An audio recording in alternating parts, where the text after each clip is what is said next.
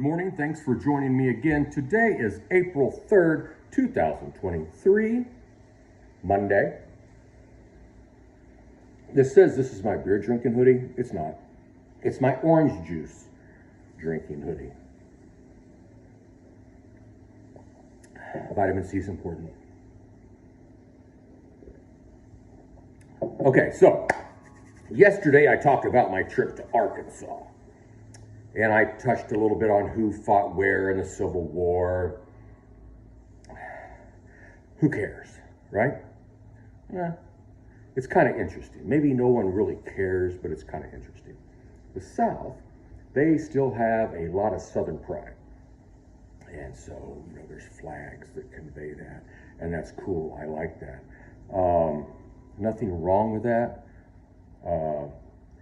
I have Southern pride, and I'm really not even from the South, even though, in fact, I was born in Calico Rock, Arkansas, the hills of Arkansas in 1963. Okay? And I don't remember any of that because we relocated, actually several times. Okay, let me make this short. My mom's parents met in the Chicago area, the Illinois area. My mom's dad would frequently go to the Chicago area. My mom's mom lived in the Chicago area. Like I have mentioned, I think I mentioned yesterday, her dad worked in the mailroom at the railroad. And they were actually a very stable family, financially and probably otherwise, during a time when things weren't good. Actually, during the Depression, when members of families, when entire families were in soup lines, everybody, a lot of people were very, very poor in the city and the rural areas. But anyway, what's my point?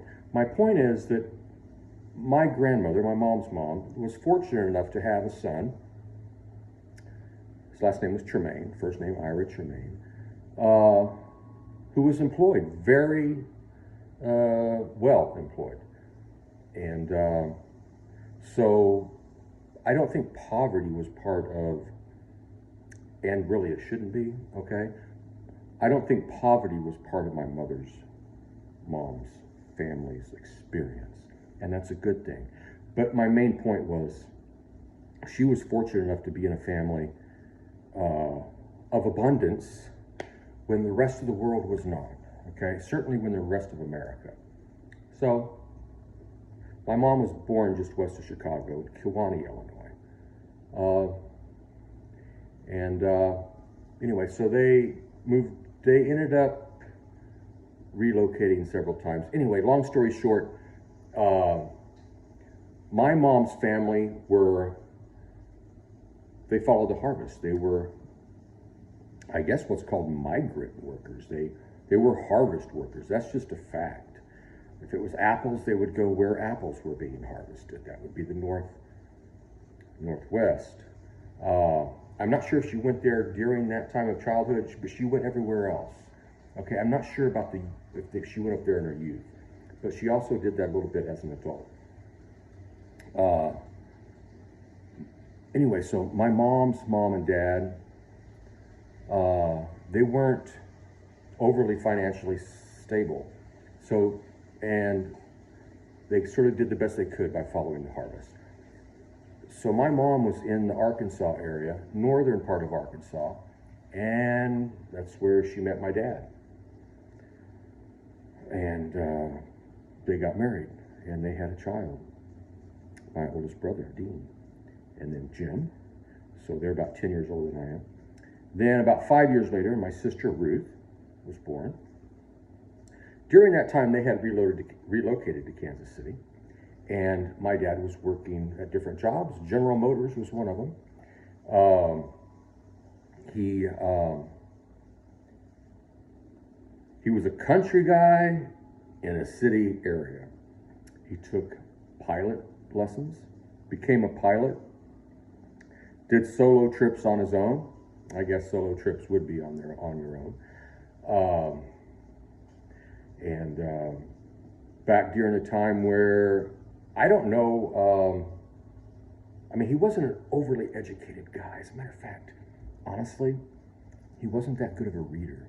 And as I understand it, my dad would sit at the kitchen table and my mom would read the flight instructions to him, and he would sit in the chair and follow the instructions. Okay, this is during his training to be a pilot. And then he would go on the flights with the instructor. And I don't know if he got his pilot license. I have no idea if he ever got an actual pilot license. I guess he would have to have had if he went solo. And I know all the towns where he went. Rich Hill, just south of Kansas City. He was a character. That's all I'm going to say about that. Anyway, I'm very proud of the fact that he learned to fly an airplane. I'm actually kind of surprised. But I guess he had a passion for it. So, you know, it doesn't matter how uneducated you are. If you have a passion for something, you can probably learn it. And I guess a cooperative effort from his wife helped. I know it did. So, but his inspiration, his passion is what made it happen. So he lived in Kansas City, worked at General Motors, worked at a gas station, never got a college education. I don't know if he ever even got a high school diploma. And they relocated several different places, ending up in Wichita, Kansas, where a friend of his named Macy, a childhood friend from the 30s, lived. Macy was what you might call a man's man. He just had something about him. He was a good-looking dude. I mean, there's just no doubt about it. Macy was one of God's chosen people, okay? I don't know if that has anything to do with anything. It's just a fact. You can't deny that. I mean, you can't mention Macy Parnell and not say, yeah, he was pretty successfully, genetically, he could have been a model. Anyway, part of the Parnell family back in the, Parnell is a big name in the Norfolk area.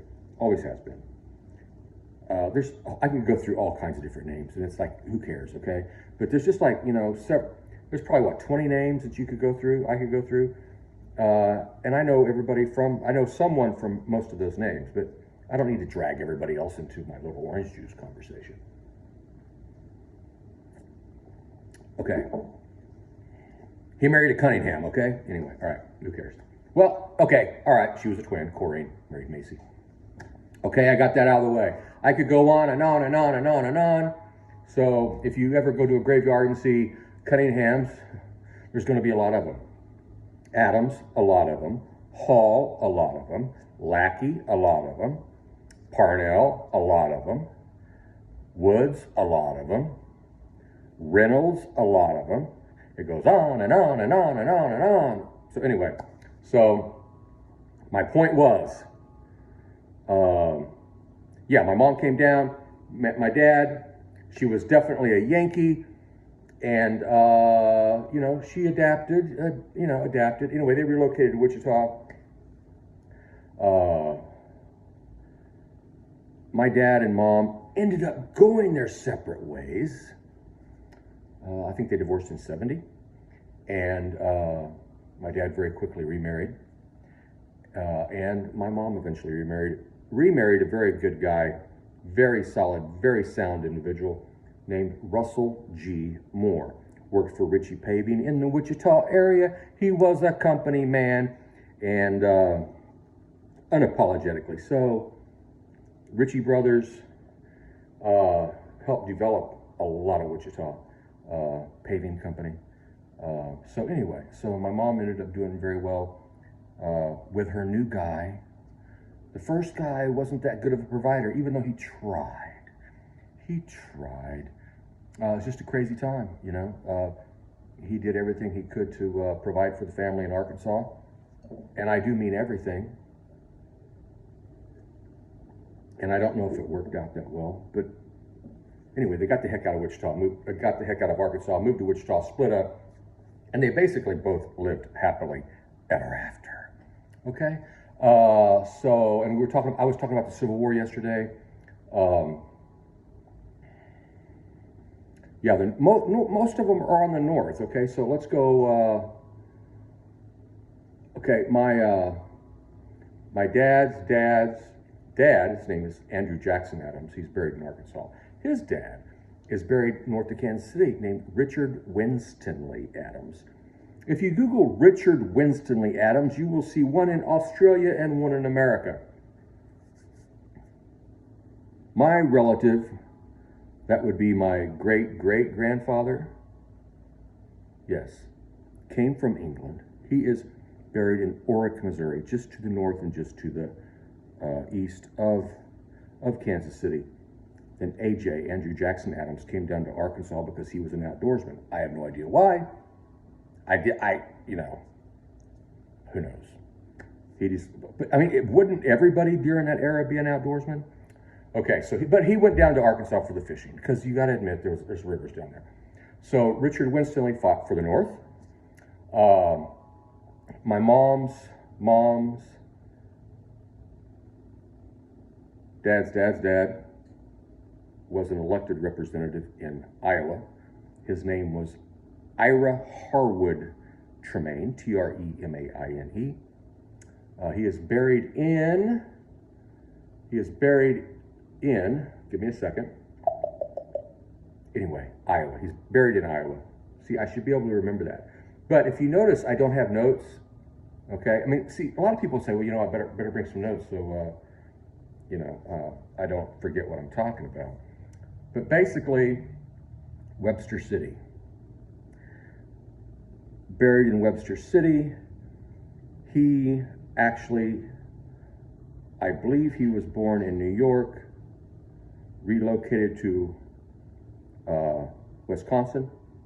His mom stayed in Wisconsin. She's buried there, just north of Milwaukee, just to the west, north and west of Milwaukee, which a lot of things would be to the west because I think there's water there. Anyway, so so lots of northern activities going on, lots of northern stuff, okay?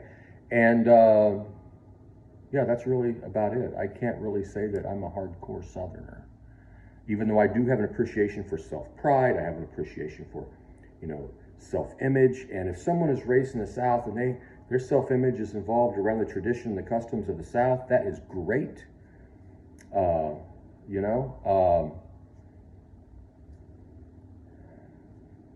I'll just leave that at that. I have no problem with Southerners. I am definitely part Southerner, okay? Okay, my genetics are from the South, but you know what? Definitely from the North as well. Hey, I'm just glad to be in America, you know what I mean? I mean, who wants to live in the same place where the Beatles and the Rolling Stones came from? Well, you know what? It probably wouldn't be a bad place. Well, what happened? There was lots of turmoil. So people came here for a reason, okay? Famines, freezes, wars, chaos, confusion. That's why they came here. There was a reason they came here, okay? There was a reason why my family came here, and I'm glad they did. So I'm going to be quiet and finish drinking my orange juice.